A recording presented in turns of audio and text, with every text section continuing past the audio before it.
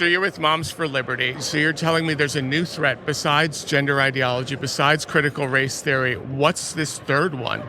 So social emotional learning is basically the Trojan horse that allows critical race theory, that allows the critical queer theory, teaching our kids how to feel, teaching them about their feeling. Rather than parents paying for a therapist for their children, they let the teachers do it at school. They talk about their feelings? They talk about their feelings all the time, or they'll say, it's called formative conversations, and they'll say, so how can we show empathy? Let's say that we have...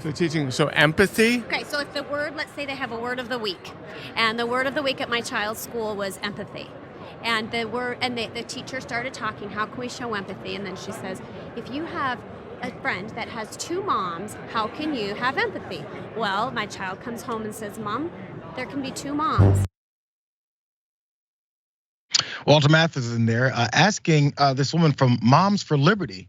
Apparently, they don't have much to do with empathy, especially when it comes to teaching kids, or at least even allowing them to express their emotions or understand them, process them. You know, all those evil things that allow you to relate to your fellow human.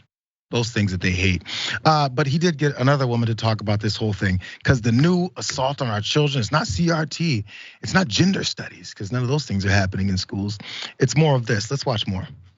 Well, and I get very aggravated because I notice the folks who push CRT do not seem to take the time to teach about Frederick Douglass, who was a great Black founding father. They have erased the work of early Black people in this country. Frederick Douglass, Harriet Tubman, many of these things, we're not taught about them and their full capacity. Right. So what we need to do is we need to get rid of this CRT nonsense and start teaching more about what Harriet Tubman, Frederick Douglass, John Brown, the person who stole the Confederate ship, W.E.B. Du Bois, Marcus Garvey, Malcolm X, Martin Luther King, Farrakhan. I mean, you know, the list goes on. The list goes on. It's crazy. It is a robbery of both Black and white children to not teach that history, because Black children should be knowing that there were great Black leaders that they can identify with.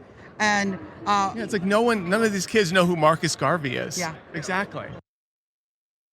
Two things here that I think are pretty illustrative here. He listed all kinds of figures, and she didn't absorb any of it. It's enough to understand whether or not that supports or goes against her arguments, which is why many times people could just spout whatever at them, and then if they're like that person, they'll just take it in and agree, you know. And also she said, you know, they don't teach us, and then Black and white kids are both losing benefit to this.